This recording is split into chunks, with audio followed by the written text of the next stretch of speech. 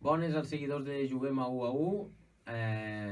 Crec que ara mateix el Lleida està en una dinàmica molt positiva, ja es veu prou amb els resultats. Aquesta victòria a l'Hèrcules ningú crec que se l'esperés, i més guanyant a l'últim minut. Tot i que el joc no sigui bo, crec que aquestes dinàmiques són bones per l'equip i per l'afició, perquè et donen més moral per agafar els pròxims partits i podem tirar endavant partits que amb la dinàmica dolenta que havíem tingut a la primera volta doncs no s'haguessin tirat endavant.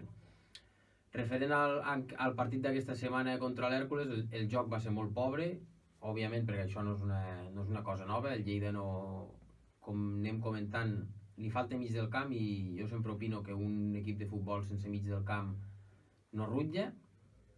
I bueno, després del tema del Saguntino, jo crec que el Lleida ha fet bé, que ni que es guanyin els despatxos 3 punts sempre són bons, i que si hi ha mai un dubte, per molt petit que sigui, de que un jugador no pugui jugar, sempre s'ha d'impugnar i preguntar a la federació quins tràmits fer i per on tirar.